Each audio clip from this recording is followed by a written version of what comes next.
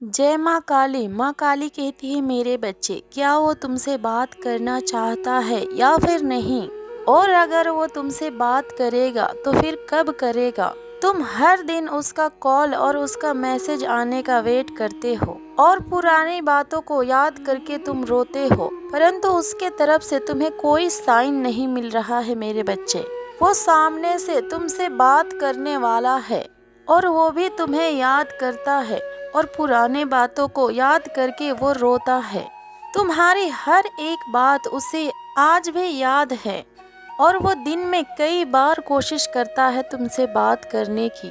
वो तड़प रहा है तुम्हारी आवाज़ सुनने के लिए मेरे बच्चे, पर कहीं न कहीं उसका ईगो बीच में आ जा रहा है। उसे लगता है कि तुम उससे बात करो और तुम ही उसे मनाओ। वो क्यों तुमसे बात करे और तुम्हें मनाए और तुम्हारे आगे वो झुक जाए, और वो सोच रहा है कि वही क्यों मैसेज और कॉल करे।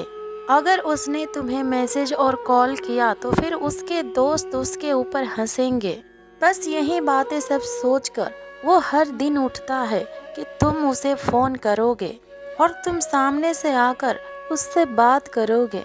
अगर उसे अपने रिश्ते को बचाना है तो उसे अपने अहम और अपने घमंड को छोड़ना होगा मेरे बच्चे, क्योंकि अब तुम नहीं झुकने वाले। अगर उसके अंदर घमंड है और लोगों का सोचकर वो तुमसे दूर चला गया, तो तुम्हारे अंदर भी सेल्फ रिस्पेक्ट है।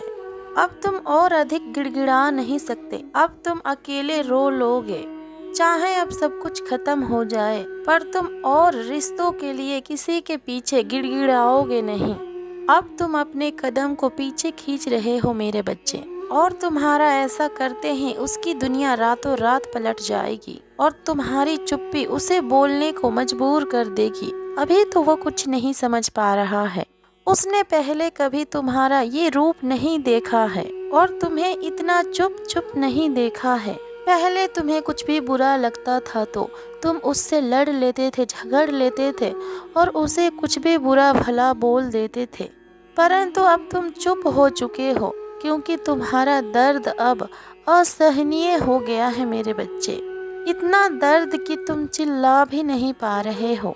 अब ना ही तुम उसे कुछ समझाना चाहते हो और ना ही उसकी भी कोई तुम सफाई सुनना चाहते हो। उसके वजह से तुम्हें समाज में बहुत अपमान सहना पड़ा, पर उसने ना तुम्हारी कदर की और ना ही तुम्हारी प्यार की कभी कदर की। और उसने हमेशा ही अपनों को समय दिया। उसने हमेशा अपने दोस्तों के साथ इंजॉय किया, मस्ती मजाक किया और उनके साथ अपने फुल टाइम को देता रहा। उसे हमेशा अपने दोस्तों के साथ उठना बैठना और मस्ती मजाक करना अच्छा लगता था, पर उसने तुम्हें अपनी दुनिया का एक छोटा सा हिस्सा भी नहीं बना पाया मेरे बच्चे। वो हमेशा ही दूसरों से तुम्हें नीचे ही रखता था और दूसरों को तुमसे ऊपर ही रखता था मेरे बच्चे। तुम कभी भी उसके लिए पहले नहीं आए। वो नहीं जानता है कि तुम्हारा दिल कितना टूटा है। ये तो सिर्फ तुम ही जानते हो कि तुम्हारा दिल कितना टूटा है और तुम कितना रोए हो। उसकी हरकतों ने तुम्हें कितना दुख पहुंचाए है, ये तो सिर्फ तुम ही जानते हो। और वो तुम्हारे दुखों को कभी भी नहीं समझ पाया। जब भी तुमने उसकी गलतियों का एहसास उसे दिलाने की सोची और अपना दर्द और अपने तकलीफ को उसे बताने की कोशिश की, वो तुम्हें रोता देख करके भी लड़ता था तुमसे। तुम गलत बोल रहे हो और गलत सोच रहे हो, सब कुछ मिलाकर तुम ही गलत हो।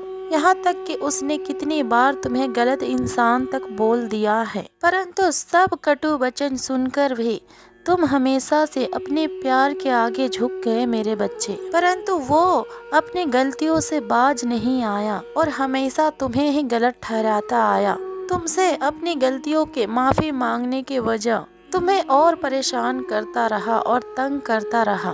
परंतु एक वक्त ऐसा आया कि तुम्हें महसूस हुआ कि तुम्हारा अत्याचार सहने का और दुख बर्दाश्त करने का क्षमता अब टूट चुकी है मेरे बच्चे। अब तुम उसकी बनावटी बातें और दिखावे के प्यार नहीं चाहते। तुम बस अपने जीवन में सच सुनना चाहते हो और सच्चा प्यार चाहते हो, और तुम उसका प्रायोरिटी बनना चाहते हो। और तुम उससे सच्चा प्यार चाहते हो और तुम चाहते हो कि वो अपने जीवन की हर गलतियों को स्वीकार कर ले। और अगर वो ऐसा नहीं कर सकता तो फिर तुम भी ऐसे इंसान के साथ पूरे जीवन नहीं रह सकते जिसके जीवन में तुम्हारी कोई अहमियत नहीं है।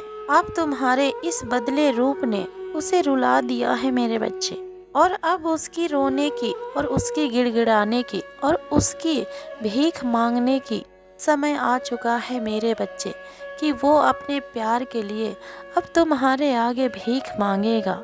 क्योंकि अब तुम बहुत मजबूत हो चुके हो। अब तुम किसी और के लिए नहीं रोने वाले और किसी के सामने प्यार के लिए हाथ नहीं फैलाने वाले।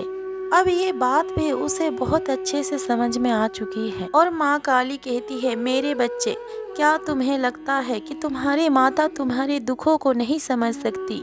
परंतु तुम्हें नहीं ज्ञात है कि तुम्हारी माता को तुम्हारे बारे में हर एक बातों के बारे में ज्ञात है। तुम्हारे साथ जो हो चुका है और जो होने वाला है और तुम्हारे जीवन में होने वाली हर गतिविधियों के ऊपर तुम्हारी माता की नजर है। तुम्हारी माता जानती है कि तुम्हारे मन में बस ये प्रश्न उठ रहा है कि माता, यदि आप सब कुछ जानते हो तो फिर आखिरकार आप मौन क्यों हो और मेरे दुखों का अंत आप क्यों नहीं करती? परंतु माँ काली कहती है कि मेरे बच्चे, मैं मौन इसलिए हूँ, कुछ भी होने वाली है उसके बारे में भी तुम्हारी माता भली भांति जानती है और सब तुम्हारी माता का ही लीला है। तुम्हारी माता बहुत अच्छे से जानती है कि तुम्हें अभी बहुत पीड़ा हो रही है और तुम्हें सब कुछ बर्बाद होता हुआ दिख रहा है, और तुम्हारी इस बर्बादी के कारण तुम्हारा कोई अपना और तुम्हारा खास ही तुम्हारे बर्बादी के कारण में शामिल है, जिन्हें तुमने अपने सच्चे दिल से प्रेम दिया और समय दिया और सबसे बढ़कर उसके ऊपर भरोसा किया। उन्होंने ही तुम्हें दलदल की ओर ढकेलने की कोशिश की है। दिन के 24 घंटे तुम्हारे मन में बस एक ही प्रश्न है कि अब आगे क्या होगा और मेरा भविष्य कैसा होगा? क्या सब कुछ छूट जाएगा और क्या मैं हार जाऊंगा? परंतु तुम्हारी माता तुमसे कहना चाहती है कि मेरे लाडले, समय के अंधेरों से मत डर। तुम्हारी माता है, अपनी माता के हाथों को पकड़ और सारी दुनिया की दुख दर्द को भूलकर सुकून से विश्राम करो। तुम्हारी माता बहुत अच्छे से जानती है कि तुम सत्य के मार्ग पर चलने वाले हो। तुम कभी भी अपने तरफ से किसी का भी दिल नहीं दुखाते, लेकिन यदि कोई तुम्हारे आत्मसम्मान के ऊपर प्रहार करता है तो फिर तुम सहन भी नहीं करते, और तुम्हारी यही आदत लोगों को खटकती है। निसंदेह तुम्हारे जीवन को तहस नहस करने में लोगों ने कोई कसर नहीं छोड़ी, किंतु तुम धर्म के साथ चल रहे हो। सत्य और ईमानदारी के नाव के ऊपर तुम सवार हो और उसे पार करना बहुत ही मुश्किल है। लोग कदम कदम पर तुम्हें डुबोने की कोशिश करेंगे, परंतु तुम थोड़ा भी भयभीत मत होना, क्योंकि जिस नाव पर तुम सवार हो उसकी खेवैया तुम्हारी माता है। कोई लाख प्रयास कर ले, उस नाव को पार लगने से कोई भी रोक नहीं सकता। और दिन रात जिस बात की चिंता तुम्हें खाई जा रही है उसकी चिंता भी तुम छोड़ दो। जो तुमने सोचा है और जिस समय के भीतर तुम अपने प्लान्स को पूरा करना चाहते हो वो अवश्य होगा और उसी समय पर होगा। सब्र रखो मेरे बच्चे। तुम्हारी माता जानती है कि तुमने लंबे समय से प्रतीक्षा की है, परंतु अब तुम अपने धीरज को खो रहे हो। किंतु जिस चीज का तुमने कामना की है और जो तुम्हें प्राप्त होने वाली है वो सहज ही प्राप्त नहीं होता। थोड़ा तप तो तुम्हें करना ही होगा और थोड़ा सा धैर्य भी रखना होगा, किंतु इसके लिए तुम्हें खुद के ऊपर भरोसा रखना होगा और अपनी माता के हाथ को थामे रखना और विश्वास रखो। रिजल्ट आने में देर हो रही है, किंतु जब रिजल्ट आएगा तो तुम उस रिजल्ट को देखकर आश्चर्य हो जाओगे, क्योंकि अब तुम्हारा किसी के आगे झुकने का समय नहीं है। अब तुम्हारे आगे लोग झुकेंगे जो तुम्हें हमेशा झुका के रखते थे। अब वो लोगों का समय आ चुका है तुम्हारे आगे झुकने का और तुमसे माफी मांगने का। खुश रहो मेरे बच्चे, तुम्हारी माता के आशीर्वाद सदैव तुम्हारे साथ है। प्रेम से बोलो जय माँ काली, हर हर महादेव, ओम नमः शिवाय।